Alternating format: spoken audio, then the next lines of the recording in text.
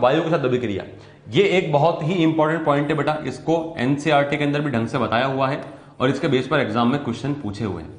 वायु के साथ अभिक्रिया क्या होती है, थोड़ी देर में बेटा हम लोग ये बात देखेंगे। वायु जो होती है सामान्यतः उसको हम दो प्रकार से देखते हैं, एक तो होती है शुष्क वायु, एक होती है नम वायु। नम वायु और शुष्क वायु के अंदर क्या क्या अंतर होता है, मेन क्या क्या इंग्रेडिएंट्स होते हैं, इनके बारे में हम देखेंगे और किस किस प्रकार से अभिक्रिया करके क्या क्या प्रकार के यौगिक बनाए जा सकते हैं, सबके बारे में एक एक करके स्टडी करें।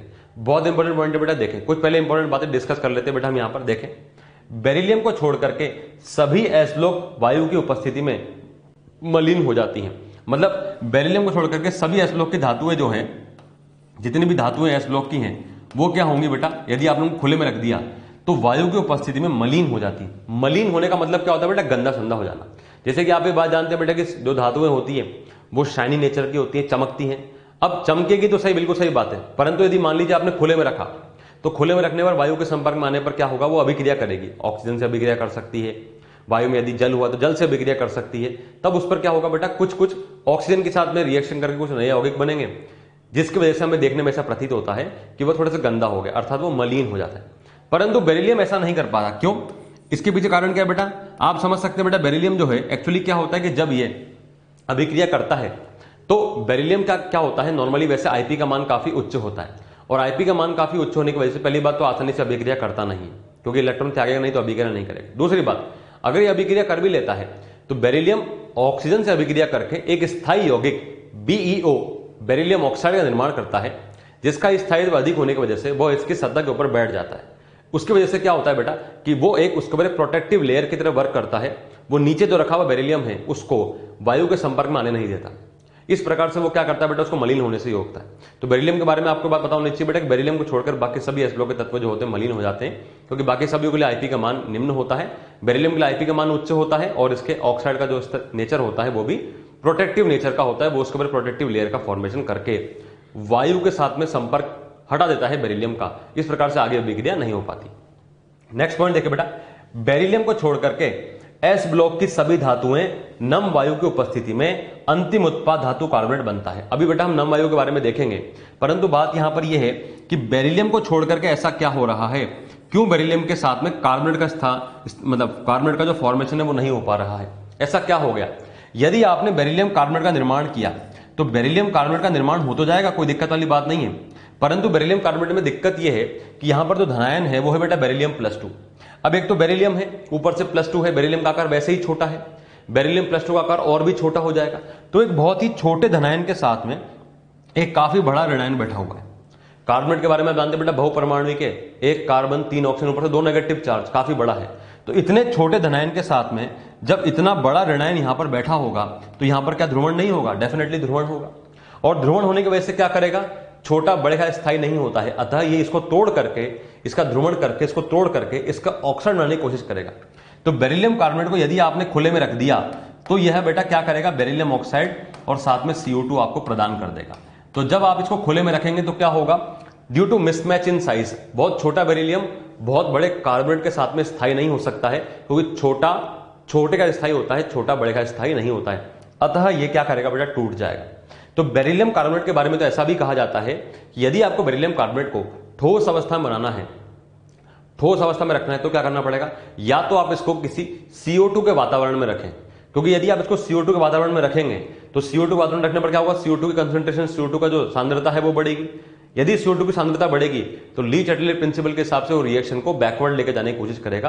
अतः यदि आपको BeCO3 को सॉलिड अवस्था के अंदर रखना है तो वो क्या करेगा बेटा, आपको CO2 कंसंट्रेशन हाई होनी चाहिए, या फिर आप इसको किसी क्लोज कंटेनर में रखें, किसी बंद कंटेनर में यदि रखेंगे तो वहां पर भी ऑटोमेटिक CO2 कंसंट्रेशन बढ़ जाएगी, तब जाकर के ऐसा हो सकता है। तो सामान्यतः यदि आपने BeCO3 को खुले में रख दिया तो खुले में रखते से वो टूट जाएगा, अर्थात BeCO3 निर्माण नहीं हो सकता। इसलिए यहां पर बात कही गई है कि बेरिलियम को छोड़कर के बाकी सभी धातुएं जो हैं वो कार्बोनेट का निर्माण कर सकती हैं सामान्य वायु के साथ में अभिक्रिया करने पर। ऐसा क्यों? क्योंकि बेरिलियम कार्बोनेट का स्थायित्व कम होगा, और ऐसा क्यों होगा, यहां पर आकार के अंदर बहुत अधिक अंतर आ जाएगा। इस प्रकार से बेटा आपसे पूछ सकते हैं कि क्या बेरिलियम कार्बोनेट जो है वो कमरे के तापमान पर, कमरे में खुले में रखने पर क्या वो ठोस अवस्था में रह पाएगा या नहीं रह पाएगा? नहीं रह पाएगा तो क्यों नहीं रह पाएगा? अब आप इन सभी सवालों का आसानी से आंसर दे सकते हैं। अब हम बात करते हैं बेटा रिएक्शन के बारे में। वायु क्या होती है, नम वायु और शुष्क वायु क्या होती है, दोनों में अभिक्रिया किस किस प्रकार से होगी, एक एक करके देखते हैं।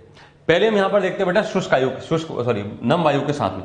नम वायु की यदि बात करी जाए तो नम वायु का मतलब क्या बेटा, नाम में ही नम है, अर्थात यहां पर पानी तो होगा इसलिए। तो बेटा मेनली यहां पर क्या होता है, O2, CO2, H2O और साथ में N2 भी होता है। परंतु जो मेन अभिक्रिया करने वाले गण होते हैं, जो घटक मेन होते हैं, उसके बारे में हम बात कर रहे हैं कि O2, CO2 और H2O होगा। अब O2, CO2, H2O जब होगा तो किस प्रकार से अभिक्रिया करेंगे, देखते हैं बेटा एक एक करके देखें। यदि हम कोई फर्स्ट के तत्व की बात करें या किसी भी तत्व के बारे में बात करें, फर्स्ट या सेकंड हो, तत्व जो होगा वो धातु से ऑक्सीजन, तत्व जो होगा वो ऑक्सीजन से अभिक्रिया करेगा। सामान्य तो दुनिया की अधिकतर धातुएं जो होती हैं वो ऑक्सीजन के साथ में बहुत बढ़िया तरीके से आसानी से रिएक्शन कर लेती हैं। कुछ ही धातुएं ऐसी होती हैं जैसे कि सोना हो गया, चांदी हो गई, प्लेटिनम हो गया, यही कुछ तत्वों की इस प्रकार धातुएं होती हैं वो जो सामान्यतः ऑक्सीजन से अभिक्रिया नहीं करना चाहती हैं। परंतु दुनिया की अधिकतर धातु जो होती हैं वो ऑक्सीजन से अभिक्रिया करके अपने एक ऑक्साइड निर्माण करती ही करती हैं। तो बेटा यहां पर क्या होगा, धातु M जो है वो धातु है, मेटल है, ऑक्सीजन से अभिक्रिया करके क्या बनेगा बेटा, मेटल का ऑक्साइड। इस मेटल के ऑक्साइड का जल से अभिक्रिया करेंगे, क्योंकि नम वायु में जल भी होगा। जब किसी ऑक्साइड को आप जल में घोलेंगे तो आपने बात सीखा हुआ है बेटा, आपको याद होगा कि ऑक्साइड को जल में घोलने पर उसका करस्पॉन्डिंग हाइड्रोक्साइड बनकर के तैयार हो जाता है। तो यहां बन जाएगा मेटल का हाइड्रोक्साइड। अब मेटल का हाइड्रोक्साइड CO2 से अभिक्रिया कर सकता है, क्यों, क्योंकि मेटल का हाइड्रोक्साइड, धातु के हाइड्रोक्साइड किस प्रकार के होते हैं बेटा, क्षारीय प्रकृति के होते हैं। और CO2 क्या है बेटा, कार्बन का ऑक्साइड अर्थात अधातु का ऑक्साइड जो कि अम्लीय प्रकृति का होगा। तो अम्लीय प्रकृति और क्षारीय प्रकृति में अभिक्रिया करके वो एक लवण का निर्माण करेगा। इस प्रकार से यहां पर मेटल के कार्बोनेट का निर्माण करा जा सकता है। इस प्रकार से नम वायु के अंदर ऑक्साइड बनेगा, हाइड्रोक्साइड भी बनेगा और कार्बोनेट भी बनेगा। इस प्रकार से देख सकते हैं बेटा। नेक्स्ट देखो बेटा, reaction like for example sodium. Sodium का अभिक्रिया अगर हम Na2 सोडियम का अभिक्रिया अगर हम ऑक्सीजन से करते तो क्या होगा, तो देखिए बेटा कैसे बताएंगे हम। हमें पता है अभिक्रिया करने का तरीका क्या है, Na के ऊपर प्लस चार्ज, O के ऊपर क्या चार्ज आएगा, -2। हमने ये तो सीखा था बेटा, सामान्य तो ऊपर -2, Na के ऊपर plus charge. Criss cross rule से देखेंगे, इसका चार्ज यहां, इसका चार्ज यहां, तो क्या बनेगा बेटा हमारे पास में Na2O बन गया। ये बन गया हमारे पास Na2। Na2O को जल में घोलने पर क्या मिलेगा हमें, NaOH। Na2 जल में घोलने पर क्या मिला बेटा हमें, NaOH। अब NaOH की अभिक्रिया किससे कर रहे हैं बेटा, हम CO2 से कर रहे हैं। तो जब NaOH की अभिक्रिया CO2 से करेंगे तो CO2 कैसा है बेटा, CO2 हमारे पास में अम्लीय, CO2 मिल गया हमको अम्लीय, क्यों, क्योंकि अधातु का ऑक्साइड है। NaOH कैसा है बेटा, क्षारीय। जब कभी क्षार और अम्ल में अभिक्रिया होती है तो क्या बनता है बेटा, एक लवण बन जाता है। तो NaOH यहां पर CO2 से अभिक्रिया करके Na2CO3 का निर्माण कर सकता है। तो इस प्रकार से बेटा हम देख सकते हैं कि अभिक्रिया कैसे होगी और क्या होगी, ऐसे यहां पर इसके बारे में समझा जा सकता है। तो एक NaOH जब CO2 से अभिक्रिया करेगा तब क्या बनाएगा बेटा, यहां पर Na2CO3 लवण का निर्माण कर सकता है। नेक्स्ट देखिए बेटा, सिमिलरली सेकंड डे के लिए कैल्शियम का अभिक्रिया ऑक्सीजन के साथ में कैल्शियम ऑक्साइड, इसको बोलते बेटा चूना, इंग्लिश में बोलते बेटा क्विकलाइम, आगे चल के पढ़ेंगे इसी चैप्टर में। चूने की अभिक्रिया जल से करेंगे तो क्या बनेगा बेटा, बुझा हुआ चूना, कैल्शियम हाइड्रोक्साइड, स्लेग्ड लाइम बोलते हैं इंग्लिश में। कैल्शियम हाइड्रोक्साइड की अभिक्रिया CO2 से करेंगे तो कैल्शियम हाइड्रोक्साइड भी धातु का हाइड्रोक्साइड है, अर्थात यह क्षारीय होगा, CO2 अम्लीय होगा। क्षारीय और अम्लीय में अभिक्रिया करने पर लवण बन जाएगा बेटा calcium carbonate. Calcium carbonate limestone यहां पर इस प्रकार से बताया जा सकता है, नाम होता है बेटा इसका लाइमस्टोन। आगे चल के हम पढ़ेंगे लाइमस्टोन के बारे में भी, इसी चैप्टर में आगे चल के स्टडी करें।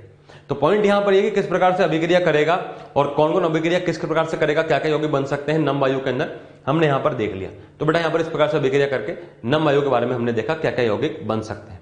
नेक्स्ट बात करते हैं बेटा हम यहां पर शुष्क वायु के बारे में। शुष्क वायु की यदि बात करी जाए तो शुष्क वायु में जैसे नाम बोल रहा है शुष्क है तो पानी तो होगा नहीं, तो मेनली यहां पर कौन है बेटा, O2 होगा और N2 होगा। अर्थात यहां पर जो अभिक्रिया होंगी वो O2 के साथ भी होंगी और N2 के साथ भी होंगी। O2 के साथ अभिक्रिया करके धातु बनाएगी धातु का ऑक्साइड और N2 के साथ अभिक्रिया करके धातु बनाएगी धातु का नाइट्राइड। तो धातु का ऑक्साइड और धातु का नाइट्राइड दोनों ही प्रकार के बन सकते हैं।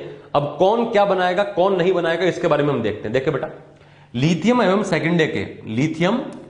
सेकंड डे के सभी धातुएं शुष्क वायु के साथ अभिक्रिया करके धातु का ऑक्साइड एवं धातु का नाइट्राइड दोनों बनाती हैं, जबकि शेष धातुएं केवल धातु ऑक्साइड बनाती है। देखिए बेटा, बात यहां पर ये कही गई है कि पूरे एस ब्लॉक की धातुओं की यदि बात करी जाए तो एस ब्लॉक की धातुओं में लिथियम और सभी के सभी सेकंड डे की जो है वह ऑक्साइड और नाइट्राइड दोनों ही बनाएंगे शुष्क वायु से अभिक्रिया करने पर, परंतु सब नहीं बनाएंगी। अर्थात कुछ ऐसी होंगी जो कि नाइट्राइड का निर्माण नहीं करेंगी। पहले हम उसके बारे में बात करते हैं, वो कौन है। देखिए बेटा, वो है सोडियम, पोटेशियम, रुबिडियम और सीजियम। ये ऐसी धातुएं हैं जो नाइट्रोजन के साथ में अगर यदि आप अभिक्रिया करते हैं तो यह नाइट्राइड का फॉर्मेशन नहीं करती, यह नाइट्राइड का फॉर्मेशन नहीं करती, यह नाइट्राइड का फॉर्मेशन नहीं होगा, नाइट्राइड नहीं बनेगा। ऐसा क्यों है और बाकी क्यों बना रहे हैं इसके बारे में देखते हैं बेटा। देखें, जैसे कि हम बात करें बेटा लिथियम का रिएक्शन शुष्क वायु के साथ में। अब शुष्क वायु के अंदर क्या क्या है, पहले हम इसके बारे में देखते हैं।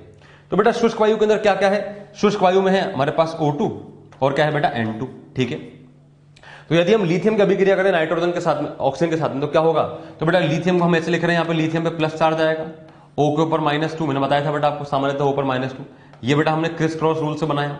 तो बेटा क्रिस क्रॉस रूल से हमारे पास क्या बन गया, यहाँ पर हमारे पास यौगिक बन गया Li2O, ऐसा यौगिक बन गया बेटा, तो ये बन गया हमारा Li2। अच्छा, लिथियम की यदि नाइट्रोजन से अभिक्रिया करें तो क्या बनेगा, तो बेटा लिथियम में तो वापस से क्या चार्ज आएगा, +1 चार्ज आएगा। नाइट्रोजन पे क्या चार्ज आएगा बेटा, -3 चार्ज है, तो मल्टीप्लाई करा हमने, 3 यहाँ 1 यहाँ, तो बेटा क्या बना हमारे पास में Li3N, लिथियम नाइट्राइड। तो इस प्रकार से हमारे पास क्या बन गया बेटा, लिथियम नाइट्राइड बन गया। अब हम ये बात देखते हैं कि लिथियम नाइट्राइड यदि बना, तो लिथियम यदि नाइट्राइड बना रहा है तो इन्होंने क्या कर दिया ऐसा कि इनके पास नाइट्राइड नहीं बन सकता। तो आप ये बात समझे बेटा, जब लिथियम के नाइट्रोजन से अभिक्रिया हुई, जैसे लिथियम की अभिक्रिया यदि नाइट्रोजन से करें, तो नाइट्रोजन के अंदर बात यह है कि नाइट्रोजन में ट्रिपल बॉन्ड होता है, त्रिबंध होता है ना बेटा। इस ट्रिपल बॉन्ड को तोड़ने के लिए आपको बहुत अधिक ऊर्जा की आवश्यकता पड़ेगी। ट्रिपल बॉन्ड को तोड़ने के लिए आपको ऊर्जा की आवश्यकता पड़ेगी, तो ऊर्जा देगा कौन, आप और मैं तो ऊर्जा देंगे नहीं, कहीं ना कहीं से उस ऊर्जा को बैलेंस करना होगा, कंपनसेट करना होगा। तो जब लिथियम की अभिक्रिया नाइट्रोजन N2 से होगी, तब क्या बनेगा हमारे पास Li3N। अब Li3N यौगिक के अंदर लैटिस एनर्जी, जालक ऊर्जा की मात्रा अधिक है। जालक ऊर्जा की मात्रा अधिक क्यों है, क्योंकि यहां पर आकार छोटा है। तो यहां पर जो जालक ऊर्जा निष्कासित होगी वह उसको यहां पर कंपनसेट कर सकती है। जो जालक ऊर्जा की मात्रा यहां पर लिथियम नाइट्रेट के रूप में निष्कासित होगी, वह यहां पर कंपनसेट कर सकती है, कंपनसेट कर देगी। अर्थात इसका मतलब क्या है कि यहां पर जालक ऊर्जा तो बेटा ऊर्जा उत्सर्जित करेगा, उसका मात्रा अधिक है, तो वो ऊर्जा क्या करेगी, यहां पर नाइट्रोजन को तोड़ने के लिए ऊर्जा की आवश्यकता है उसको बैलेंस कर देगी, भरपाई कर देगी। इस प्रकार से यहां पर यह अभिक्रिया कर सकते हैं। सिमिलरली यदि हम सेकंड डे वालों की बात करें, देखिए बेटा सेकंड डे के अंदर, सेकंड डे की अभिक्रिया की बात करें, Mg की अभिक्रिया देखें, देखो तो Mg की अभिक्रिया शुष्क वायु से करने पर क्या होगा बेटा, हमारे पास मैग्नीशियम ऑक्साइड और मैग्नीशियम नाइट्राइड दोनों बनेगा। क्यों बनेगा, क्योंकि मैग्नीशियम जब इससे अभिक्रिया करेगा, तो बेटा आप समझे कि मैग्नीशियम नाइट्राइड का सूत्र कैसे बनेगा, मैग्नीशियम के ऊपर क्या चार्ज आएगा बेटा, +2, नाइट्रोजन के ऊपर क्या चार्ज आएगा बेटा, -3। क्रिस क्रॉस रूल से आप देखेंगे तो क्या सूत्र बनेगा बेटा, यहां पर मैग्नीशियम नाइट्राइड Mg3N2 का निर्माण होगा। अब आप ये बात देख सकते हैं कि इसके जालक ऊर्जा तो होगी, क्योंकि जालक ऊर्जा आवेश पर निर्भर करती है, तो 2 × 3 6 हो जाएगी। यहां पर क्या होगा बेटा, 1 × 3, यहां 3 होगी, तो 3 के मुकाबले में 6, अर्थात यहां पर डबल हो गई। तो beryllium, magnesium, calcium, strontium, barium सब में डबल हो जाएगी। तो जालक ऊर्जा में चार्ज की मात्रा डबल होने की वजह से यह यहां पर अधिक ऊर्जा उत्सर्जित करेगा, अर्थात सभी के सभी सेकंड डे के जो होंगे उनमें जालक ऊर्जा की मात्रा अत्यधिक उत्सर्जित होगी, जो कि बैलेंस कर सकती है नाइट्रोजन में जो ऊर्जा चाहिए उसको। अब बाकी के तत्वों में दिक्कत क्या है, सोडियम, पोटेशियम, रुबिडियम में दिक्कत यह है कि उनके अंदर आवेश तो लिथियम के बराबर ही है, परंतु आकार बड़ा है, और आकार बड़ा होने की वजह से यदि आप Na3N बनाते हैं तो आकार बड़ा हो जाएगा सोडियम का, जिसकी वजह से उसकी जालक ऊर्जा की मात्रा घट जाएगी, और वो जालक ऊर्जा की मात्रा भरपाई नहीं कर सकती है नाइट्रोजन की बंद वियोजन ऊर्जा के लिए। अर्थात वहां पर जो ऊर्जा उत्सर्जित होगी वो बैलेंस नहीं कर पाएगी नाइट्रोजन की ऊर्जा आवश्यकता है उसको। इसी वजह से सोडियम, पोटेशियम, रुबिडियम, सीजियम का आकार बड़ा होने की वजह से ये नाइट्रोजन के जो ट्रिपल बॉन्ड है उसको तोड़ करके जालक ऊर्जा इतनी उत्पादित नहीं कर पाएंगे। इसी वजह से यहां पर सोडियम, पोटेशियम, रुबिडियम, सीजियम के नाइट्राइड का निर्माण नहीं होता है। अतः यदि सोडियम, पोटेशियम, रुबिडियम, सीजियम को आप शुष्क वायु में लेकर के अभिक्रिया करवाते हैं, तब वो सब के सब नाइट्रोजन से अभिक्रिया ना करके सिर्फ और सिर्फ ऑक्सीजन से ही अभिक्रिया कर सकते हैं। इसका मतलब सिर्फ और सिर्फ उनके ऑक्साइड ही बन सकते हैं। तो बेटा जैसा भी हमने सोडियम देखा आपसे बेटा, सोडियम का अभिक्रिया शुष्क वायु से करा तो क्या होगा, सिर्फ और सिर्फ सोडियम का ऑक्साइड बनेगा। सेम टू सेम पोटेशियम भी क्या करेगा, पोटेशियम ऑक्साइड, रुबिडियम भी रुबिडियम ऑक्साइड, सीजियम भी सीजियम ऑक्साइड। बाकी के नाइट्राइड बनाएंगे तो ये नाइट्राइड नहीं बनेंगे। क्यों, क्योंकि बात समझ में आ गई आपको, क्योंकि लिथियम और बाकी सभी के सभी सेकेंडरी तत्वों के अंदर जो जालक ऊर्जा उत्सर्जित होगी वो कंपनसेट कर सकती है नाइट्रोजन की बंद वियोजन ऊर्जा को, जिसकी वजह से वो यहां पर अभिक्रिया करने के लिए आगे प्रोसीड कर सकता है। पर सोडियम, पोटेशियम, रुबिडियम, सीजियम में आकार बड़ा होने की वजह से जालक ऊर्जा इतनी अधिक नहीं हो पाएगी कि वह नाइट्रोजन की बंद वियोजन ऊर्जा को कंपनसेट कर सके, उसकी भरपाई नहीं कर पाएगी। इसी वजह से सोडियम, पोटेशियम, रुबिडियम, सीजियम शुष्क वायु में केवल और केवल ऑक्साइड का निर्माण करेंगे, नाइट्राइड का निर्माण नहीं कर सकते। तो बेटा आप इस बात को याद रख के चलेंगे कि ऐसा क्यों नहीं होता है और क्या क्या इसके मेन बातें हैं। नेक्स्ट बात करें बेटा हम यहां पर हमारे पास में मेटल नाइट्रेट की यदि हम जल से अभिक्रिया करते हैं तो क्या होगा, तो मेटल हाइड्रोक्साइड और साथ में अमोनिया बनता है। कैसे बनता है देखिए बेटा, जैसे हमारे सामने अभिक्रिया आई Li3N की अभिक्रिया जल से करें। अब बेटा जब भी कभी हमारे पास में इस प्रकार की अभिक्रिया आती है ना, इसको हम बोलते हैं बेटा जल अपघटन, जल अपघटन बोलते हैं इसको, इंग्लिश में बोलते हैं बेटा हम क्या, जल अपघटन बोल सकते हैं, इसको हम जल वियोजन बोल सकते हैं, और इसको इंग्लिश में क्या बोलते हैं बेटा हम हाइड्रोलाइसिस बोलते हैं। इसको हम क्या बोलते हैं बेटा इंग्लिश के अंदर हाइड्रोलाइसिस बोलते हैं। जब कभी कोई मेटल नाइट्रेट जल से अभिक्रिया करेगा तो बनाएगा बेटा मेटल हाइड्रोक्साइड प्लस अमोनिया, और यहां पर क्या होता है इसे रिएक्शन क्या बोलते हैं हम, हाइड्रोलाइसिस बोलते हैं बेटा। हाइड्रोलाइसिस किस प्रकार से होता है, रिएक्शन देखे बेटा, तो जब भी कभी ऐसे रिएक्शन आएंगे अधिकतर बार हम क्या करेंगे, इसको प्लस माइनस के रूप में ब्रेक करने की कोशिश करेंगे। किस प्रकार से ब्रेक करेंगे देखें, लिथियम नाइट्रेट को हम ऐसे लिखेंगे बेटा, कैसे लिखेंगे, लिथियम पे आएगा +1, N पर आएगा बेटा -3, जल को हम तोड़ेंगे, समझने के लिए जल को हम तोड़ेंगे H+ और OH- के रूप में। अब क्या करेंगे बेटा, ये नेगेटिव यहां और ये नेगेटिव यहां, तो जब LiOH तो बेटा LiOH बन जाएगा, और NH3 आप देख सकते हैं बेटा N पे -3 H पे प्लस, क्रिस क्रॉस लगाएंगे इस पर, तो क्या बनेगा बेटा, ये N पर -3 है, ये H पर प्लस है, तो ये +1 तो यहां पर आएगा, 3 यहां जाएगा, तो क्या बनेगा बेटा हमारे पास अमोनिया। इस प्रकार से कौन सी गैस उत्सर्जित होगी बेटा, अमोनिया गैस उत्सर्जित होगी। नेक्स्ट रिएक्शन देखिए बेटा, एल्यूमिनियम नाइट्रेट का अभिक्रिया जल के साथ। अब एल्यूमिनियम के साथ में क्या होगा, तो एल्यूमिनियम को तोड़ेंगे हम, एल्यूमिनियम पर आवेश +3, नाइट्रोजन पर आवेश -3, तभी तो बैलेंस होकर के 3 से 3 हट जाएगा, और ये H+ और ये OH- आ गया, अगेन ये OH- यहां पर जाएगा, N यहां पर जाएगा, तो AlOH होल थ्राइस बनेगा, और साथ में अमोनिया गैस का उत्सर्जन कर दिया जाएगा। तो मेटल नाइट्रेट का अभिक्रिया जल से करने पर क्या मिलता है हमें, मेटल का हाइड्रोक्साइड और साथ में अमोनिया गैस उत्सर्जित करा जा सकता है। इसी के आधार पर बेटा देखिए क्वेश्चन आया हमारे पास में कि 1 मोल Mg3N2 की अभिक्रिया जल से कराने पर क्या मिलेगा। यदि हम 1 मोल Mg3N2 की अभिक्रिया जल से करवाएं तो हमें क्या मिलेगा, तो अभिक्रिया करके देखते हैं।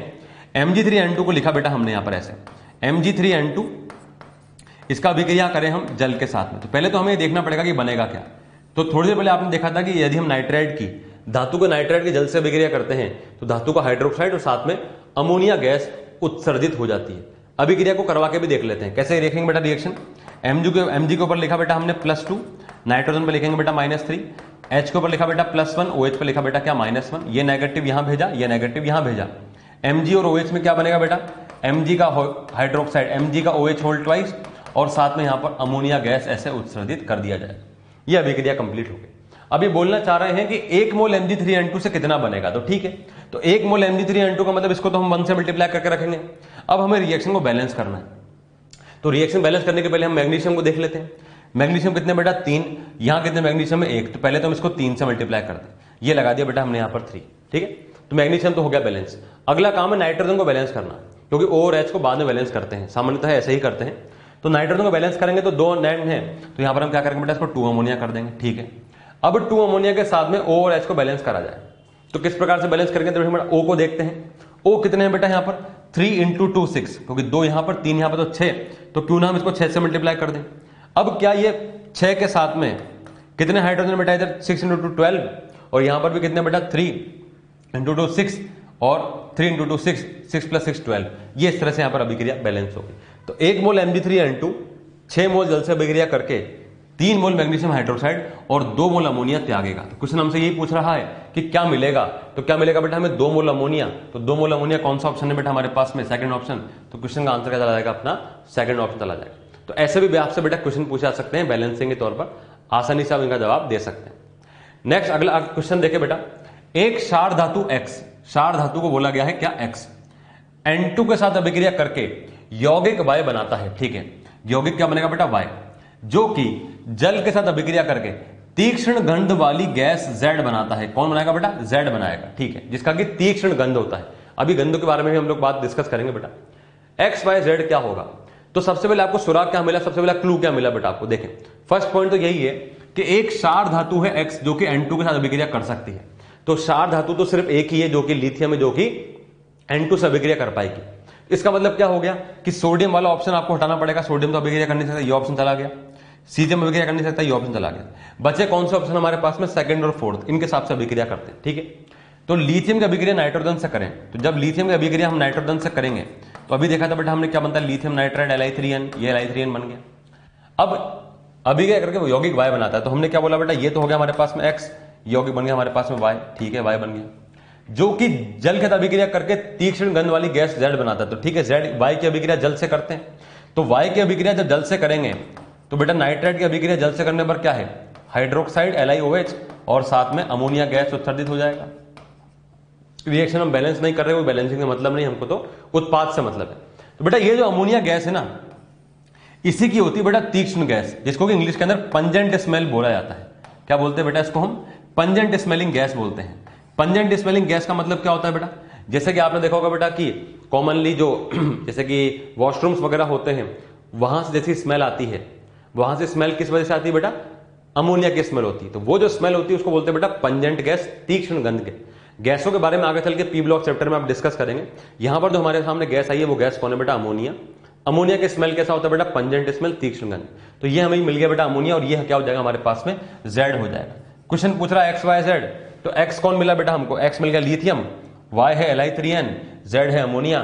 तो Li, Li3n और अमोनिया, अगेन आंसर क्या जाएगा हमारे सामने? Second option. तो इस क्वेश्चन का आंसर क्या होगा बेटा? सेकंड ऑप्शन चला जाएगा। नेक्स्ट देखिए बेटा हमारे सामने अभिक्रिया ऑक्सीजन के साथ अभिक्रिया। ये भी एक इंपॉर्टेंट रिएक्शन है। ऑक्सीजन के साथ अभिक्रिया इंपॉर्टेंट क्यों है, एक एक करके आपको सारी बातें बताएंगे। देखिए बेटा फर्स्ट के तत्वों की यदि बात करें तो फर्स्ट के तत्व, ध्यान दीजिए बेटा, धातु के अभिक्रिया O2 से करेंगे। जब धातु O2 से अभिक्रिया करेगी तो क्या बनाएगी बेटा? ऑक्साइड। अब यहां पर क्या है कि ऑक्सीजन के साथ अभिक्रिया जब होती है तो सिर्फ सामान्य ऑक्साइड का निर्माण ही नहीं हो सकता, और भी ऑक्साइड निर्माण हो सकते हैं। जब आप लोग MOT के बारे में डिस्कस कर रहे थे केमिकल बॉन्डिंग में, तब हमने आपको बताया था बेटा कि ऑक्सीजन जो है वो कुछ और आयन का निर्माण भी कर सकता है, like for example super oxide, पर ऑक्साइड, बताया था ना बेटा आपको।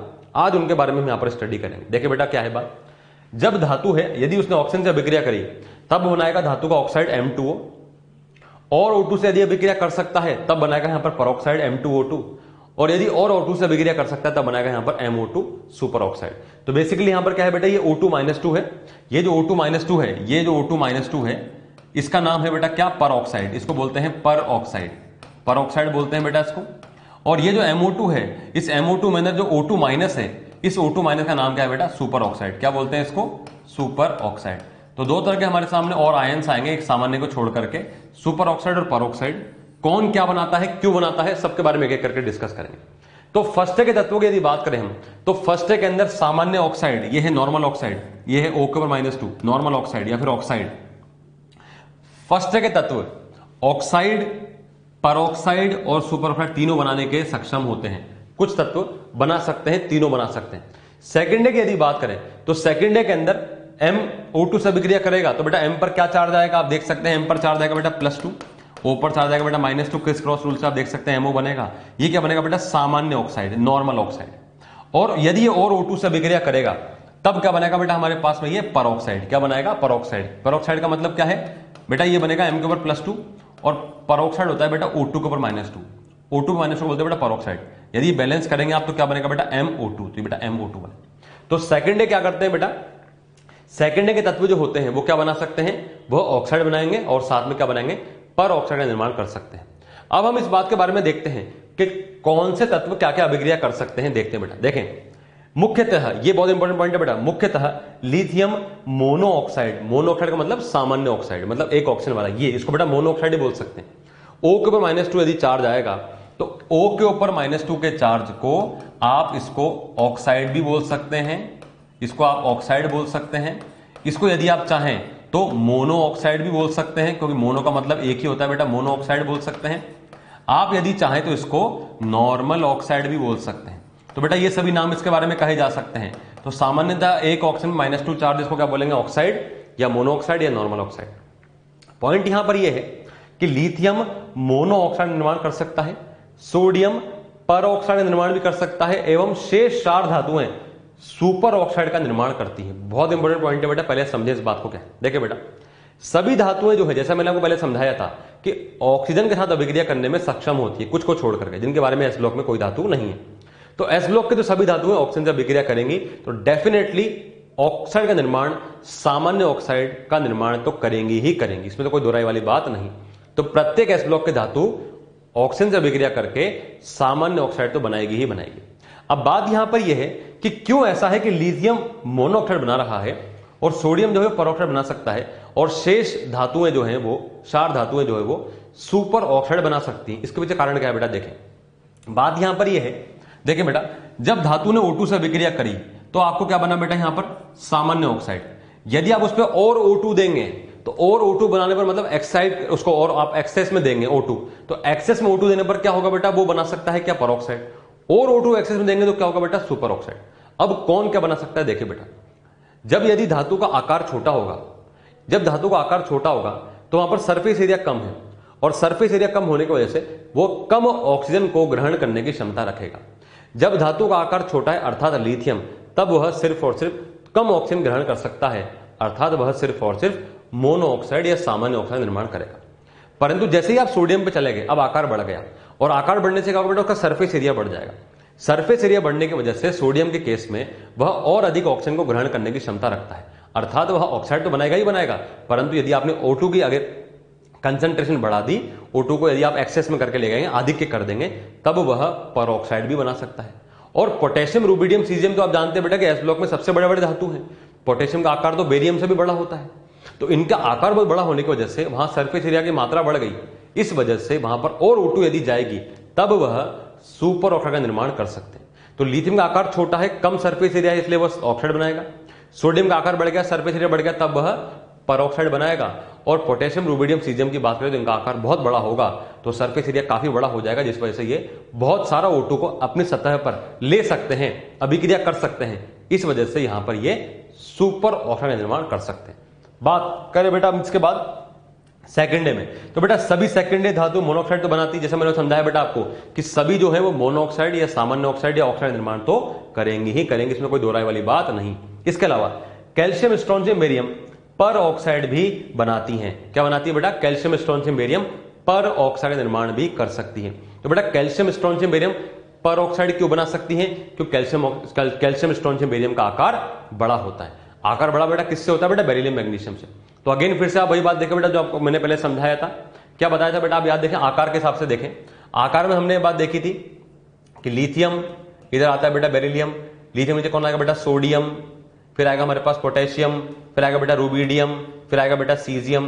बेरिलियम के बाद क्या आएगा बेटा, नीचे मैग्नीशियम, इधर आएगा बेटा कैल्शियम, इधर आएगा बेटा स्ट्रोंशियम, इधर आएगा बेटा कौन, बेरियम।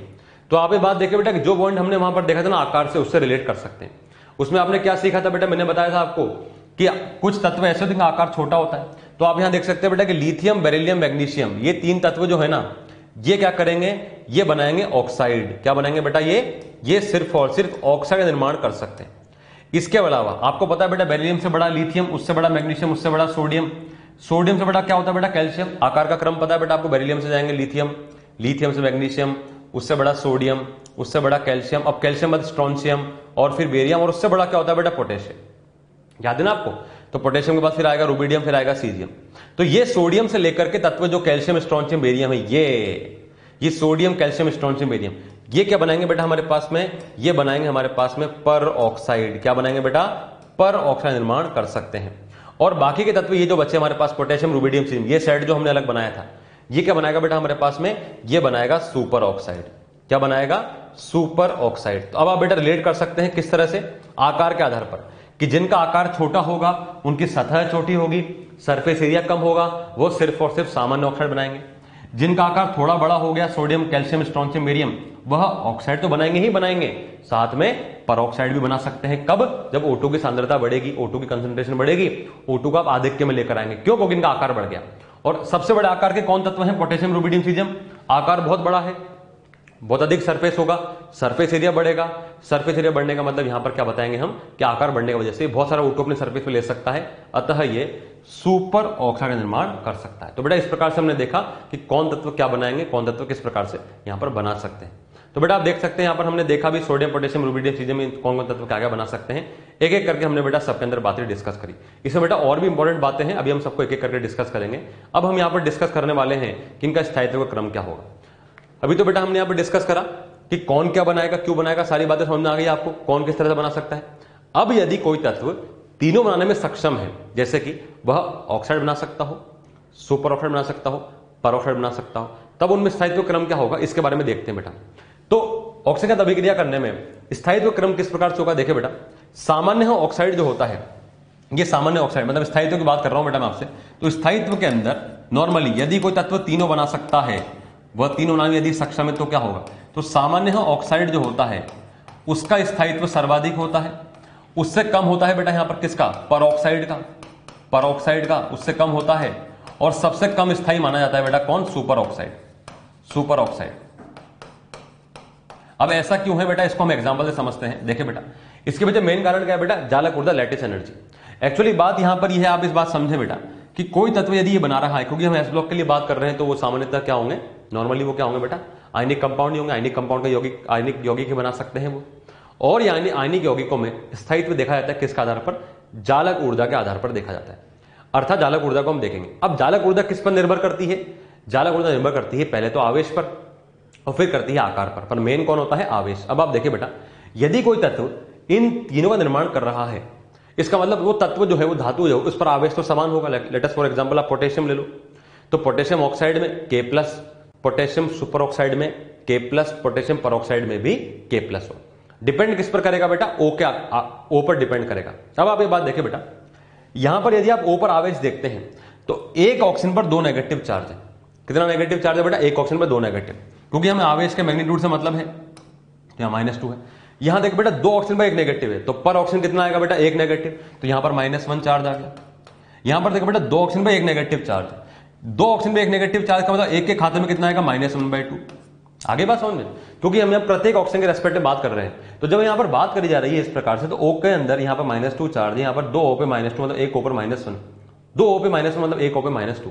तो लगातार O पर आवेश घट रहा है, और आवेश घटने की वजह से जालक ऊर्जा भी घटेगी, और जालक ऊर्जा घटेगी तो स्थायित्व भी घटेगा। इसीलिए स्थायित्व क्रम बताया गया है कि सामान्यतः ऑक्साइड सर्वाधिक, फिर परऑक्साइड, और अंत में कौन आता है बेटा, सुपर ऑक्साइड के बारे में कहा जाता है। तो बेटा इसका क्रम किसका आधार बता रहे हैं हम, जालक ऊर्जा के आधार पर क्रम बता रहे हैं।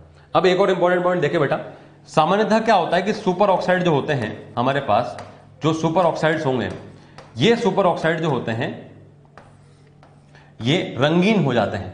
अब रंगीन होने का मतलब क्या हो गया, इनके रंग जो होते हैं, कभी कभी आपको ऐसा देखने को मिलेगा कि ये आपको पीले रंग में मिल गए, या फिर आपको ये संतरे के ऑरेंज कलर में मिल सकते हैं, ऐसे नारंगी रंग जिसको बोलते हैं हम, नारंगी रंग। तो ये आपको बेटा ऐसे रंग में दिखेंगे सामान्यतः। सुपर ऑक्साइड जो होंगे वो आपको कलर दिखेंगे। और यदि हम परऑक्साइड की बात करें तो परऑक्साइड सामान्यतः परऑक्साइड जो होते हैं वह रंगहीन होते हैं।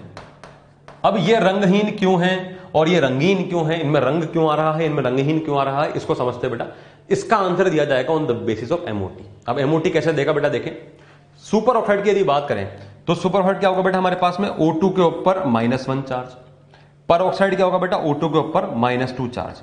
अब लगाओ बेटा MOT में हमने ये बात सीखा था कि किसी तत्व में रंग आना और या रंगहीन होना, इसको हम समझा सकते हैं किसके आधार पर, उसके अनुचुंबकीय या प्रतिचुंबकीय व्यवहार के आधार पर। याद है आपको बेटा, तो बेटा जो अनुचुंबकीय होता है तो उसके अंदर क्या है, अयुग्मित इलेक्ट्रॉन माना जाता है, अर्थात उसकी वजह से वो रंग वाला व्यवहार दर्शाता है।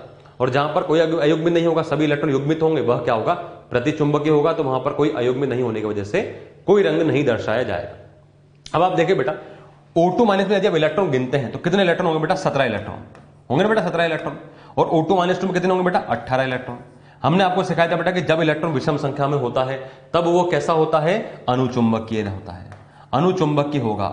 और जब इलेक्ट्रॉन सम संख्या में होता है तब सामान्यतः वो किस प्रकार का होता है, प्रतिचुंबकीय होता है। याद है ना बेटा आपको, प्रतिचुंबकीय होता है कम जब वो सम होता है, किन को छोड़ के, 10, 16 और 32 को छोड़ के। ये बताया था हमने आपको MOT में, उसी कॉन्सेप्ट को यहां पर हमने अप्लाई करा। तो 17 इलेक्ट्रॉन वाला अनुचुंबकीय हो गया और 18 इलेक्ट्रॉन वाला प्रतिचुंबकीय होगा। तो प्रतिचुंबकीय होने का मतलब कोई इलेक्ट्रॉन अयुग्मित नहीं है, अर्थात यहां पर रंग नहीं दर्शाया जाएगा। इसी वजह से ये परऑक्साइड प्रतिचुंबकीय है, इसलिए रंगहीन होते हैं। और सुपर ऑक्साइड में अनुचुंबकीय व्यवहार आ गया क्योंकि 17 इलेक्ट्रॉन है, इसी वजह से ये क्या होगा बेटा, रंगीन व्यवहार दर्शा सकता है। तो बेटा इस प्रकार से आपसे क्वेश्चन पूछे जा सकते हैं कि जरा बताइए कि सुपर ऑक्साइड जो होते हैं उनमें रंग क्यों होता है, परऑक्साइड में रंग क्यों नहीं होता है सामान्यतः। इसको बेटा इस प्रकार समझा सकते हैं। तो इसका आधार क्या है बेटा, यहाँ पर MOT के बेस पर समझाएंगे बेटा। यहाँ पर मॉलिक्यूलर ऑर्बिटल थ्योरी जो हमने पढ़ी थी केमिकल बॉन्डिंग में, उसको यहाँ पर इस प्रकार से अप्लाई करके इन क्वेश्चंस का आंसर दिया जा सकता है। तो बेटा O2 खाद अभिक्रिया आप देख सकते हैं, बहुत इंपॉर्टेंट है। अलग अलग तत्व किस किस प्रकार से अभिक्रिया करेंगे सबके बारे में हमने एक एक करके देखा। इनको आप ढंग से पढ़ें, इसके बेस पर एग्जाम में क्वेश्चन पूछे जाते रहे। नेक्स्ट बात डिस्कस करें बेटा हम यहाँ पर, यदि आप किसी मेटल के ऑक्साइड की अभिक्रिया जल से करते हैं, जल से अभिक्रिया देखिए बेटा, जल से अभिक्रिया करने पर क्या होगा, मेटल के ऑक्साइड की अभिक्रिया जल से करें तो क्या होगा बेटा, तो मेटल का हाइड्रोक्साइड बनेगा। ये बात आप जानते हैं बेटा। जैसे कि मान लीजिए हमारे सामने आ गया सोडियम ऑक्साइड, सोडियम ऑक्साइड को जल में घोला, जल में घोलने पर क्या होगा, ये क्या बनाएगा, इसका हाइड्रोक्साइड NaOH बन जाएगा। ये बन गया हमारे पास NaOH। इस प्रकार से M क्या है बेटा, मेटल है। यदि मेटल के परऑक्साइड को जल में घोला तब क्या बनेगा, मेटल का हाइड्रोक्साइड साथ में H2O2। Now this is an important reaction, ये एक इंपॉर्टेंट रिएक्शन है। क्यों बेटा, दुनिया में हाइड्रोजन परऑक्साइड के निर्माण के लिए इस अभिक्रिया को इस्तेमाल कराया जाता है। दुनिया में जब भी कभी आप किसी धातु के परऑक्साइड का अभिक्रिया जल से करेंगे वो हमेशा H2O2 निर्माण करेगा ही करेगा। आप आगे चल के देखेंगे बेटा अधातु के साथ में भी होता है, आगे चल के आप लोग पढ़ेंगे पी ब्लॉक के अंदर अधातु के साथ में भी होता है। परंतु यदि आप यहां पर धातु की बात कर रहे हैं तो धातु के परऑक्साइड का अभिक्रिया जल से कराने पर हमेशा H2O2 का निर्माण होता ही है। तो H2O2 निर्माण को यूज करने के लिए, H2O निर्माण बताने के लिए आप यहां क्या कर सकते हैं, इस तरह से बता सकते हैं कि H2O2 बनाने के लिए आप क्या करें, किसी भी परऑक्साइड को, धातु के परऑक्साइड को जल से अभिक्रिया कर दें, वो क्या करेगा, हमेशा H2O2 बनाएगा। कैसे बनाएगा, क्यों बनाएगा, देखिए बेटा मेटल का परऑक्साइड का सूत्र क्या होगा। तो मेटल परऑक्साइड देखिए बेटा, लाइक फॉर एग्जांपल हम यहां बात करें फर्स्ट की बात कर सकते हैं, M2O2 होगा बेटा सूत्र। M2O2 का अभिक्रिया जब H2O से करेंगे तब क्या होगा, देखिए बेटा तो M2O2 कैसे तोड़ेंगे बेटा हम, M2O2 टूटेगा 2M प्लस, तो M के ऊपर चार्ज आएगा बेटा +1। अच्छा H2 कैसे टूटेगा, H के ऊपर +1 और OH के ऊपर -1 H टूटेगा। ये कैसे बेटा, M के ऊपर +1 और O2 के ऊपर -2 H टूटेगा ना बेटा, ये M के ऊपर +1 O2 में -2। अब आप देखिए बेटा ये कैसे टूटा हमारे पास 2M प्लस, ये नेगेटिव जाएगा इसके पास और ये नेगेटिव जाएगा इसके पास। तो M और OH ने क्या बनाया बेटा यहाँ पर हाइड्रोक्साइड, ये बन गया हमारे पास MOH। और क्या बना, ये H प्लस O2 -2 के पास गया। अब यदि H प्लस को आप O2 -2 के पास में भेजेंगे तो क्या होगा, नेगेटिव यहाँ, ये पॉजिटिव यहाँ, क्या बनेगा बेटा हमारे पास में H2O2, और वही लिख दिया हमने यहाँ पर, क्या बन गया, ये H2O2 बन गया। तो इस प्रकार से किसी परऑक्साइड की अभिक्रिया करने पर जल से क्या बनेगा, हमें करस्पॉन्डिंग मेटल का हाइड्रोक्साइड और साथ में H2O2 का निर्माण हो जाएगा। नेक्स्ट रिएक्शन देखिए बेटा, यदि हम किसी सुपर ऑक्साइड की अभिक्रिया जल से करते हैं, इसको मैं हटा रहा हूं बेटा, यहां से देख सकते हैं आप, यदि हम किसी सुपर ऑक्साइड की अभिक्रिया जल से करेंगे तो क्या होगा। तो बेटा देखें, सामान्य ऑक्साइड ने बनाया हाइड्रोक्साइड, परऑक्साइड ने बनाया हाइड्रोक्साइड प्लस H2O2, तो सुपर ऑक्साइड क्या बनाएगा बेटा, तो हाइड्रोक्साइड तो बनाएगा ही सही, H2O2 बनाएगा, इसमें O2 और अधिक है, इसमें ऑक्सीजन की मात्रा और अधिक है, तो ये क्या बनाएगा बेटा, साथ में O2 भी रिलीज करेगा। तो आप ऐसे याद रख सकते हैं बेटा कि सामान्य ऑक्साइड जो जल से अभिक्रिया करने पर हाइड्रोक्साइड बनाएगा, H2O2 कौन बनाएगा बेटा, परऑक्साइड क्या करेगा, ऑक्साइड भी बनाएगा, H2O2 बनाएगा, और सुपर ऑक्साइड में ऑक्सीजन की मात्रा और अधिक होने की वजह से ऑक्साइड बनाएगा, परऑक्साइड भी बनाएगा और साथ में O2 गैस भी उत्सर्जित करेगा। तो इस प्रकार से बेटा हम देख सकते हैं कि अलग अलग यौगिक का निर्माण होगा, क्या क्या यौगिक बन सकते हैं, एक एक करके हमने यहां पर देखें। अब इसके बेस पर बेटा कुछ इंपॉर्टेंट बातें होती है, पहले एक रिएक्शन देख लेते हैं, फिर इसके बेस पर एक इंपॉर्टेंट सवाल भी देखेंगे। रिएक्शन देखें बेटा क्या है, बेरियम परऑक्साइड की अभिक्रिया जल से करते हैं तो बेटा BaO2 प्लस H2O करेंगे, क्या अभिक्रिया बनेगा, तो बेटा परऑक्साइड है। कैसे पता पड़ा हमें, इसको दौड़ के देख लेते हैं बेटा, ये आएगा हमारे पास बेरियम पे +2 चार्ज। अब यदि बेरियम पे +2 चार्ज है तो O2 के ऊपर -2 चार्ज आना ही पड़ेगा, इस वजह से हमने, क्योंकि ये बैलेंस होना चाहिए इससे। H2 को देखा बेटा हमने H प्लस और OH माइनस, ये नेगेटिव यहाँ, ये नेगेटिव यहाँ, तो ये जाएगा H और O2 माइनस, बेरियम और OH, तो BaOH होल ट्वाइस बन गया, और H प्लस और O2 -2, H प्लस और O2 -2 तो क्या बन जाएगा, H2O2। इस प्रकार से H2O2 बन गया। तो बेरियम परऑक्साइड का जल से अभिक्रिया करने पर क्या बनता है, H2O2। इसी रिएक्शन को बेटा आप आगे चल के हाइड्रोजन चैप्टर में भी देखेंगे, H2O2 के उत्पादन में H2O2 का निर्माण किस प्रकार से करा जा सकता है। नेक्स्ट एक क्वेश्चन देखिए बेटा, बहुत इंपॉर्टेंट क्वेश्चन है, बहुत अच्छा क्वेश्चन है, ये कई बार एग्जाम्स के अंदर पूछा हुआ क्वेश्चन है। देखिए बेटा बात क्या है, अंतरिक्ष यान के ऑक्सीजन सिलेंडर में KO2 का उपयोग किया जाता है। अंतरिक्ष यान के ऑक्सीजन सिलेंडर में KO2 का उपयोग किया जाता है, क्योंकि ये तो ऑक्सीजन सिलेंडर के अंदर KO2 का इस्तेमाल क्यों कर रहे हैं, क्या कारण है इसका। देखिए बेटा CO2 O2 का अवशोषित करता है, नमी को दूर करता है, CO2 को अवशोषित कर O2 की मात्रा बढ़ाता है और ओजोन बना लेता है। देखिए बेटा बहुत इंपॉर्टेंट पॉइंट है। अंतरिक्ष यान की यदि बात करें, स्पेस क्राफ्ट की यदि बात करें, देखिए बेटा स्पेस क्राफ्ट की बात करें या फिर हम पनडुब्बी की बात करें, सबमरीन की बात करें, इस प्रकार के एनवायरमेंट में O2 की मात्रा नहीं होती और हमें सांस लेने के लिए O2 तो चाहिए चाहिए। तो O2 की मात्रा हमें चाहिए, उसके लिए हम क्या कर रहे हैं बेटा, ऑक्सीजन सिलेंडर लेकर के जा रहे हैं। अब ऑक्सीजन सिलेंडर जो हम लेकर के जा रहे हैं वो ठीक है, हमें ऑक्सीजन तो देगा, पर एक प्रॉब्लम और है। प्रॉब्लम यह है कि जो हम गैस इनहेल करेंगे साथ में एक्सहेल भी करेंगे, और वो है CO2। CO2 गैस एक ऐसी है, पहली बात तो वो गैस है, वो हमारे किसी काम की नहीं है, उसको भी हमें क्या करना है बेटा, कहीं ना कहीं पर डिस्पोज करना पड़ेगा। उसको डिस्पोज करने के लिए हमें क्या चाहिए, एक और कंटेनर चाहिए होगा, हमें एक और सिलेंडर चाहिए होगा, क्यों, क्योंकि वो भी गैस है, गैस का आयतन बड़ा होता है। तो ये एक बहुत बड़ा परेशानी का सबब बन जाता है कि क्या हम दो सिलेंडर लेकर के जाएं, या फिर यदि हम मान लीजिए और ऑक्सीजन की रिक्वायरमेंट है तो हम कैसे लेंगे, मान लीजिए हमारे ऑक्सीजन सिलेंडर में ऑक्सीजन कमी पड़ गई तो क्या करेंगे। तब ऐसे केस के अंदर हमारे पास यौगिक जो है KO2, ये बहुत बड़ा रोल अदा करता है।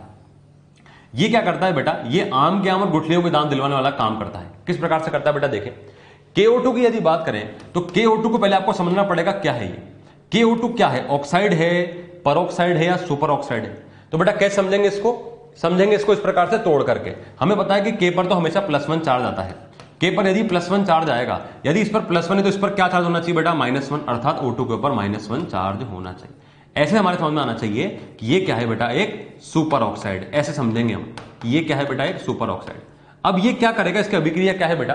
तो जब KO2 का उपयोग करते हैं हम, तो क्या करता है बेटा? ये O2 की मात्रा तो बढ़ाता ही बढ़ाता है, साथ में जो CO2 बन रहा है उसको डिस्पोज ऑफ, उसको ठिकाने में लगा देता है। कैसे लगाता है बेटा? रिएक्शन देखें आप, रिएक्शन देखें बेटा, KO2 की अभिक्रिया जल से होगी।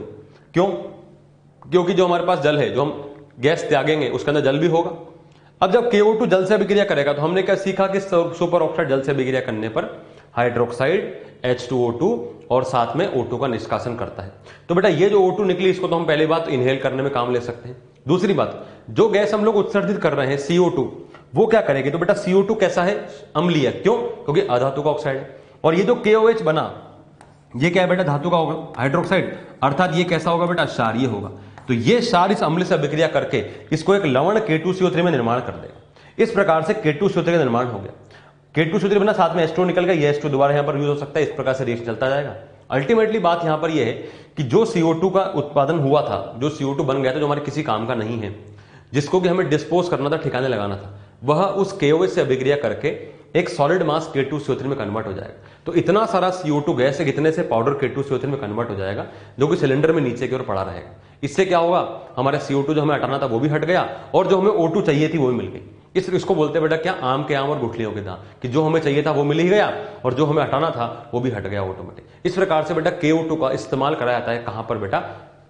अंतरिक्ष यान के अंदर, स्पेस क्राफ्ट में यूज करते हैं, और इसको सबमरीन के अंदर पनडुब्बी में भी यूज कर सकते हैं। जैसा बेटा अभी आपने पेरोक्साइड के सुपर ऑक्साइड बारे में देखा, कहीं कहीं पर हम सोडियम पेरोक्साइड Na2O2 का इस्तेमाल भी कर सकते हैं। तो सेम टू सेम क्वेश्चन उसके बारे में बोल सकते हैं। तो बेटा इसने यहां पर क्या काम किया? इसने O2 को प्रदान भी किया और CO2 को इनहेल भी कर लिया, एब्जॉर्ब भी कर लिया। मतलब कि CO2 को तो अवशोषित कर लिया और O2 की मात्रा बढ़ा दी। तो आंसर क्या जाएगा बेटा इसका? Third option. क्वेश्चन आंसर क्या होगा बेटा? अपना थर्ड ऑप्शन अपना आंसर चला जाएगा। नेक्स्ट बात करें बेटा हम यहां पर हैलोजन के साथ अभिक्रिया क्या होगी। अब रासायनिक गुणधर्म में हैलोजन की बात क्या है? तो पहली बात तो ये बात देखिए बेटा, हैलोजन क्या है होते हैं? आपको पता है बेटा हैलोजन क्या होते हैं?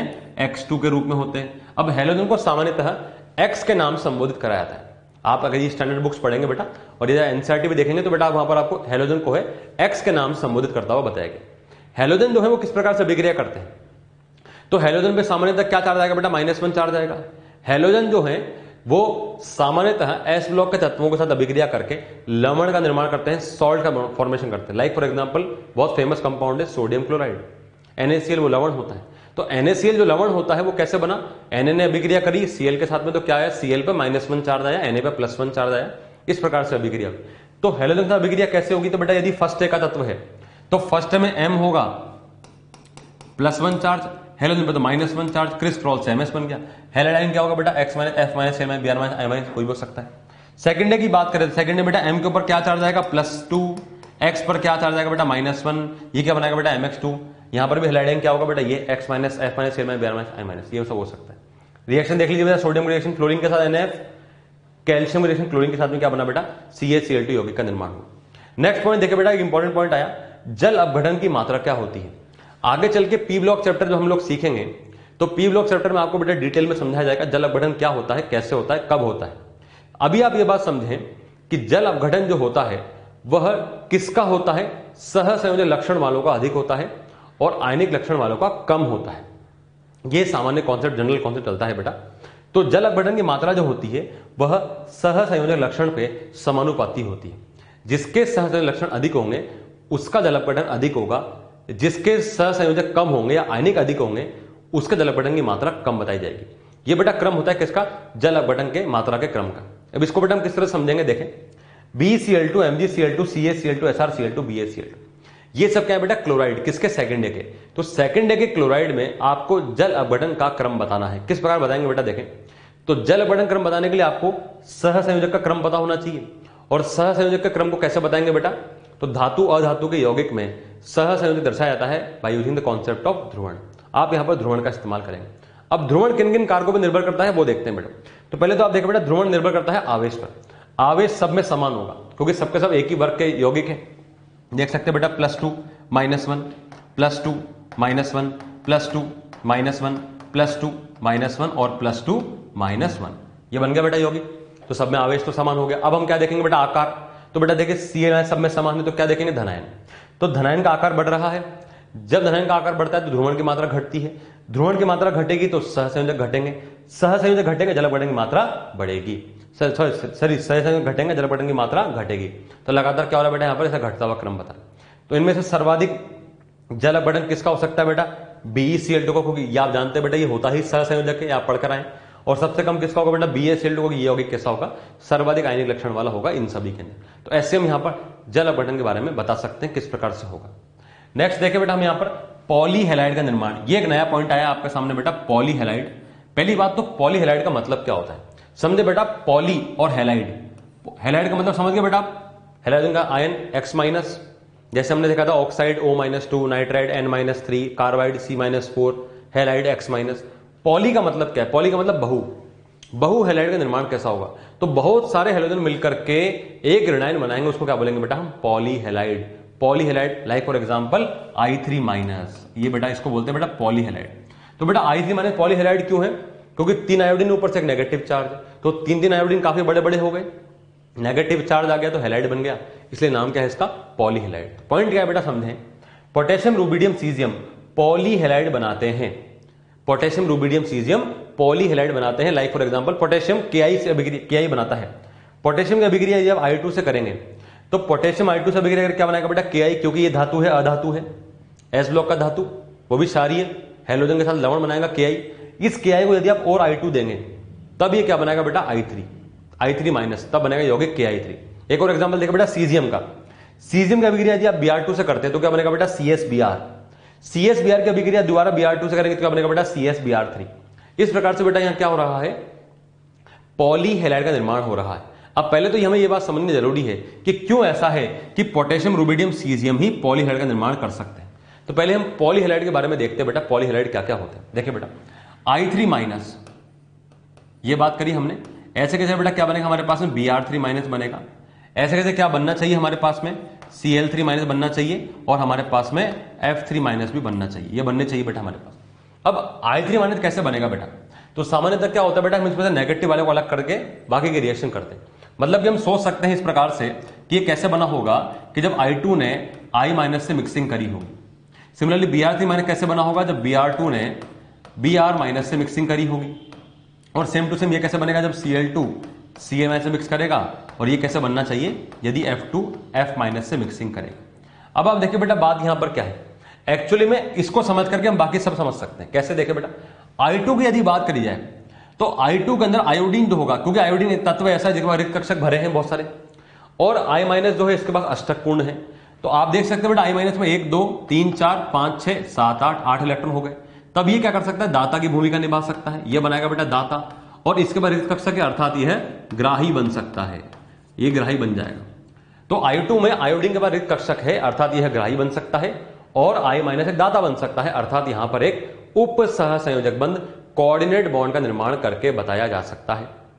अब जो संरचना बनेगी कोऑर्डिनेट बॉन्ड से वो कैसे बनेगी बेटा देखें, तो आयोडीन की यदि हम बात करें तो आयोडीन और आयोडीन के मध्य ऐसा बंध होगा जहां पर एक कोऑर्डिनेट बॉन्ड बनेगा बेटा, कहां से, I- से इस प्रकार बंध बनेगा। और यहां पर संरचना को जिस प्रकार बता सकते हैं, ये संरचना बनेगी हमारे पास में, ये संरचना बन गई बेटा हमारे पास इलेक्ट्रॉन काउंट करके। ये पूरा पूरा हम चाहें तो ऐसा इस पर नेगेटिव चार्ज शो कर सकते हैं, यहां चाहे तो नेगेटिव चार्ज हटा दें, इसको मैं शो कर सकते हैं, ये नेगेटिव चार्ज हमने हटा दिया इस प्रकार से बेटा, यहां पर आयोडीन लगा दी हमने और इसे नेगेटिव चार्ज यहां पर ऐसे शो कर दिया। अब आप देखिए बेटा ये कोऑर्डिनेट बॉन्ड बन गया, कोऑर्डिनेट बॉन्ड बन गई, संरचना बनी। अब आप समझे बेटा क्या ये संरचना छोटी है बड़ी है, बहुत बड़ी संरचना है। क्यों, एक तो आयोडीन खुद ही काफी बड़ा है, 3 आयोडीन लगे हुए, ऊपर से एक नेगेटिव चार्ज काफी बड़ा है। इतने बड़े ऋणायन को संभालने के लिए बगल में कौन आना चाहिए, बड़ा ऋणायन, बड़ा धनायन आना चाहिए। बड़े धनायन कौन है बेटा, पोटेशियम रुबिडियम सीजियम। तो चूंकि पॉलीहेलाइड का आकार काफी बड़ा होगा, काफी बड़ा ऋणायन को संभालने के लिए काफी बड़ा धनायन आना चाहिए, जो कि कौन है, पोटेशियम रुबिडियम सीजियम। इसी वजह से पोटेशियम रुबिडियम सीजियम ही पॉलीहेलाइड का निर्माण कर सकते हैं। अब आप देखिए बेटा जैसे हमने I3- बनाया, बिल्कुल सेम टू सेम आप Br3- भी बना सकते हैं, सेम टू सेम बनेगा। अब आप समझेंगे कि सर Cl3- और F3- बनना चाहिए, पर ये तो नहीं बन पाएगा। क्यों, पहली बात तो है कि फ्लोरीन में F2 के पास जानते रिक्त कक्षक नहीं है, तो ये तो यहां पर कुछ इलेक्ट्रॉन एक्सेप्ट नहीं कर सकता, इलेक्ट्रॉन एक्सेप्ट नहीं कर सकता, इसका मतलब ये तो बनेगा ही नहीं, डेफिनेटली बात है। क्यों, क्योंकि रिक्त कक्षक नहीं।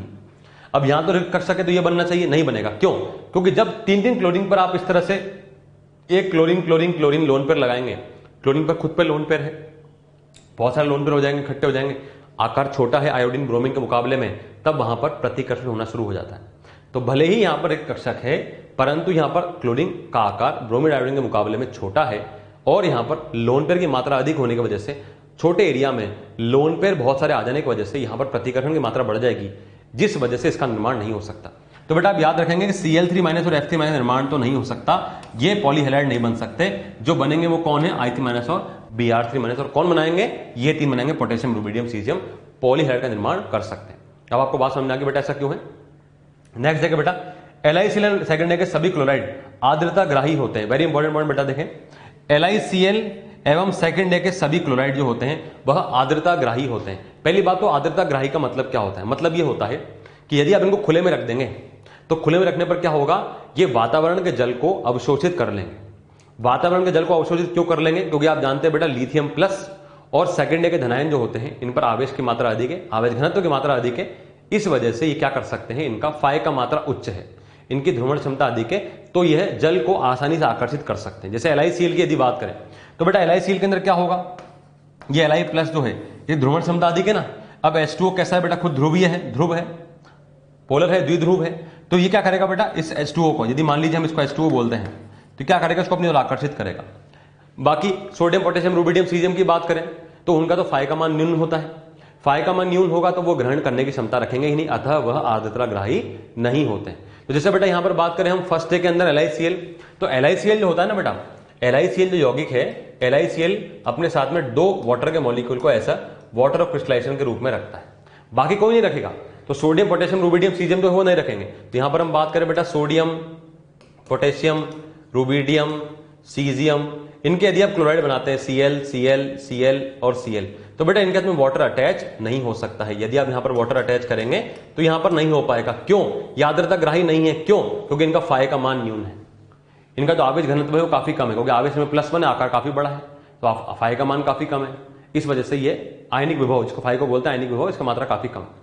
सेकेंड डे की यदि बात करी जाए तो बेटा सेकेंड डे के अंदर beryllium, BeCl2, magnesium, MgCl2, calcium, CaCl2, strontium, SrCl2 और बेरियम, BaCl2, इन सब के अंदर क्या खास बात है कि सब में +2 चार्ज है, सबके +2 चार्ज है, इनका आकार भी काफी इतना बड़ा नहीं होता है, तो आवेश घनत्व की मात्रा अधिक है, आयनिक विभव की मात्रा, फाई की मात्रा भी अधिक हो जाएगी। इस वजह से जल को अवशोषित कर सकते हैं। तो बेटा बेरिलियम क्लोराइड .6H2O के साथ में अटैच होता है, यहां पर 6H2O वाटर ऑफ क्रिस्टलाइजेशन के फॉर्म में रहेंगे, MgCl2 .6H2O के रहेगा, CaCl2 .6H2O के साथ रहेगा, और स्ट्रोंशियम, बेरियम की मात्रा थोड़ी कम हो जाएगी, पर ये .2H2O के रूप में तो रहते ही रहते हैं।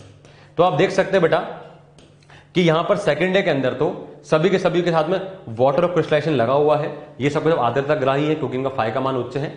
फर्स्ट डे के अंदर सिर्फ जो लिथियम क्लोराइड होगा LiCl.2H2O के रूप में, यह आर्द्रता ग्राही होगा, बाकी नहीं होंगे, क्योंकि इनका फाई का मान न्यून होगा, फाई का मान कम होगा। तो इस प्रकार से बेटा समझा सकते हैं, इन यौगिकों को आप ध्यान रखें, इससे आपके बेस पर क्वेश्चन भी सॉल्व करवाए जा सकते हैं। नेक्स्ट बात करें बेटा हम यहां पर CaCl2 को प्रयोगशाला में निर्जलीकारक के रूप में उपयोग में लिया जाता है। वेरी इंपॉर्टेंट पॉइंट बेटा, CaCl2 यौगिक जो होता है इसको निर्जलीकारक के रूप में इस्तेमाल करते हैं। निर्जलीकारक का मतलब क्या होता है? एक ऐसा यौगिक जो कि जल को अवशोषित कर ले। निर्जलीकरण करने का मतलब क्या होता है? जल को निकाल लेगा। तो बेटा CaCl2 एक ऐसा यौगिक है जो कि निर्जलीकारक के तौर पर इस्तेमाल होता है। कभी कभी अभिक्रिया के अंदर जब जल बन जाता है, हमें जल को हटाने की आवश्यकता पड़ती है। अब जल को हटाने का तरीका क्या है? गर्म करें, परंतु गर्म करने पर ऐसा भी हो सकता है कि रिएक्शन दोबारा हो जाए, कुछ नई रिएक्शन बन जाए। तो ऐसा रोकने के लिए हम क्या करते हैं, सामान्यतः एक ऐसे यौगिक का इस्तेमाल करना चाहते हैं जो अभिक्रिया ना तो करे परंतु जल को अवशोषित भी कर ले। Like for example CaCl2। CaCl2 एक लवण है, सामान्यतः अभिक्रिया नहीं करने की कोशिश करता है, तो लवण होगा, क्या करेगा बेटा? जल को अवशोषित कर लेगा। क्यों? क्योंकि CaCl2 आप समझ सकते हैं CaCl.6H2 का निर्माण कर सकता है। तो क्या करेगा? जल को निकाल कर खुद अलग हो जाएगा और इस प्रकार निर्जलीकारक की भूमिका निभा सकता है। तो बेटा कुछ 2 इंपॉर्टेंट पॉइंट है, इंफॉर्मेशन बेस्ड पॉइंट है, याद रख के चले बेटा, इसके बेस पर आपसे एग्जाम में क्वेश्चन पूछे जा सकते हैं। नेक्स्ट पॉइंट बात करते हैं बेटा, हाइड्रोजन के साथ अभिक्रिया क्या होगी। अब हाइड्रोजन से अभिक्रिया देखें बेटा, फर्स्ट है के तत्व की बात करें तो मेटल का अभिक्रिया हाइड्रोजन से होगा तो क्या बनेगा? तो मेटल का अभिक्रिया हाइड्रोजन से करेंगे, क्या बनेगा? फर्स्ट है का तत्व है, मेटल पे क्या चार्ज बेटा? +1, हाइड्रोजन पे क्या चार्ज बेटा? -1। क्योंकि हाइड्रोजन के बारे में मैंने आपको पहले बताया था, इसकी विद्युत ऋणता धातु के मुकाबले में सामान्यता अधिक होती है, तो H पर धातु के साथ में H माइनस चार्ज आता है।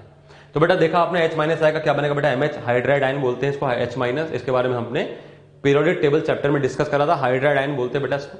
नेक्स्ट देखा बेटा सेकंड यदि है तो मेटल की रिएक्शन हाइड्रोजन के साथ होगी, मेटल की रिएक्शन हाइड्रोजन के साथ होगी तो क्या बनेगा बेटा मेटल हाइड्राइड बेरिलियम को छोड़ के। क्यों भाई बेरिलियम ने क्या बिगाड़ा, बेरिलियम ने ऐसा क्या बिगाड़ा, तो आप समझ सकते हैं बेटा। बेरिलियम के बारे में हमने क्या सीखा था, इसका आकार छोटा होता है, आईपी का मान उच्च होता है। आईपी का मान उच्च होगा तो इसे इलेक्ट्रॉन निकलेगा ही नहीं, इलेक्ट्रॉन निकलेगा नहीं तो यह अभिक्रिया नहीं कर सकता है आसानी से। तो बेटा यह अभिक्रिया नहीं कर सकता, तो ऐसे क्या करते हैं, तो यदि हमें बेरिलियम हाइड्राइड बनाना है तो हम क्या करते हैं, पहले हम बेरिलियम का क्लोराइड बनाते हैं और इसकी अभिक्रिया करते हैं बेटा किसके साथ में, लिथियम एल्यूमिनियम हाइड्राइड के साथ। क्योंकि बेरिलियम का आईपी का मान उच्च है, ये खुद ब खुद अभिक्रिया करके हाइड्राइड नहीं बनाएगा, तो हमने पहले क्या करना है, इसका क्लोराइड लिया। अब जब क्लोराइड लेकर के इसकी अभिक्रिया LiLH4 से करवाएंगे, इसको बोलते हैं बेटा लिथियम एल्यूमिनियम हाइड्राइड। मेटल का हाइड्राइड एक बहुत ही अच्छा अपचायक के रूप में कार्य कर सकता है। तो ये क्या करेगा, यहां पर बेरिलियम के साथ अभिक्रिया करेगा तो H माइनस यहां पर जाकर अटैक करता है। इसको समझने के लिए आप ऐसे समझ सकते हैं कि आप ये क्या करेंगे बेटा, इसको तोड़ लीजिए, beryllium +2 Cl minus lithium plus aluminium +3 और H माइनस। अब क्या करेंगे, इधर का नेगेटिव को इधर पॉजिटिव भेजें, इधर नेगेटिव को इधर पॉजिटिव भेजें, तो क्या क्या रिएक्शन बनेगी बेटा हमारे पास में, ये बेरिलियम और हाइड्रोजन तो बना के लेंगे क्या हमारे पास, बेरिलियम हाइड्राइड ये तो बन गया BeH2 और लिथियम और क्लोरीन से बन जाएगा हमारे पास LiCl और एल्यूमिनियम और क्लोरीन से भी क्या बन जाएगा हमारे पास AlCl3। तो इस प्रकार से इस अभिक्रिया के द्वारा बेरिलियम हाइड्राइड का निर्माण करा जा सकता है। नेक्स्ट रिएक्शन देखें बेटा, सोडियम का रिएक्शन हाइड्रोजन से करा, तो सोडियम का रिएक्शन हाइड्रोजन से कर क्या बनेगा बेटा, NaH बनेगा, सिंपल से अभिक्रिया जैसे ये है। कैल्शियम का रिएक्शन हाइड्रोजन से करें तो क्या बनेगा बेटा, तो कैल्शियम हाइड्रोजन से रिएक्शन करके क्या बनेगा बेटा, CaH2 like this. Calcium hydride का नाम याद रखें बेटा, इसका नाम होता है बेटा हाइड्रोलिथ। हाइड्रोलिथ इसका नाम होता है बेटा, ये इसका व्यावसायिक नाम है, इसका नाम को याद रखें, इसके बेस पर क्वेश्चन पूछा सकते हैं। नाम दोबारा से आएगा जब आप हाइड्रोजन चैप्टर पढ़ेंगे तब, तो इस नाम को याद रखें, कैल्शियम हाइड्राइड को क्या बोलते हैं, हाइड्रोलिथ बोलते हैं, CaH2। अब यदि हम यहां पर इन सभी हाइड्राइड के बात करें क्षारीय गुणधर्म के बारे में तो किस प्रकार से होगा, जैसे कि बात करें मान लीजिए हम LiH, NaH, KH, RbH और CSH इन सब यौगिकों के बारे में बात करें तो बेटा ऊपर से नीचे जाने पर क्या होगा, वर्ग में ऊपर से नीचे पर आपको पता है बेटा धात्विक गुण बढ़ते हैं, याद है बेटा आपको ये बात। और यदि धात्विक गुण बढ़ेंगे तो धात्विक गुण बढ़ने का मतलब क्या है, आपने ये बात सीखा हुआ है कि धातु कैसे होते हैं, क्षारीय प्रकृति के होते हैं। तो ये बात कह सकते हैं कि टॉप टू बॉटम जाने पर लगातार जो क्षारीय गुण होंगे वह बढ़ेंगे। यदि आपसे पूछे कि जरा बताइए इनमें क्षारीय का क्रम क्या होगा, तो टॉप टू बॉटम जाएंगे तो लगातार क्षारीय क्रम बढ़ेगा।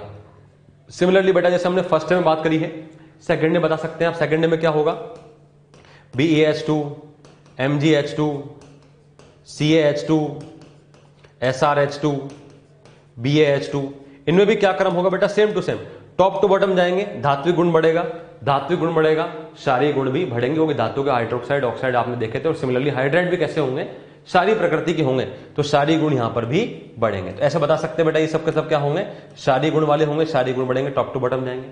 ये सब के सब क्या करेंगे बेटा, H माइनस आयन को प्रदान करेंगे, हाइड्राइड आयन देंगे। इस प्रकार से यहां पर अभिक्रिया देखी जा सकती है।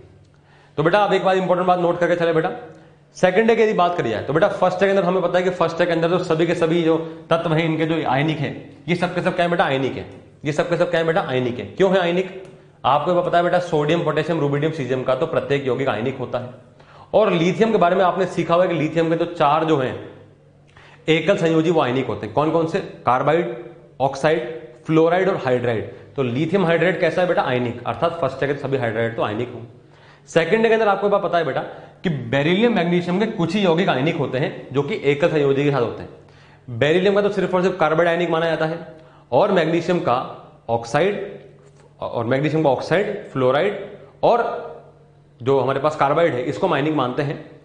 तो बेटा यहां पर बात करें बेरिलियम के बारे में, तो बेरिलियम का हमारे पास में कार्बाइड, ऑक्साइड और फ्लोराइड ये आयनिक नहीं माने जाते। बेरिलियम के बारे में अगर बात करें, बेरिलियम के बारे में सिर्फ और सिर्फ बेरिलियम का कार्बाइड आयनिक मानते हैं।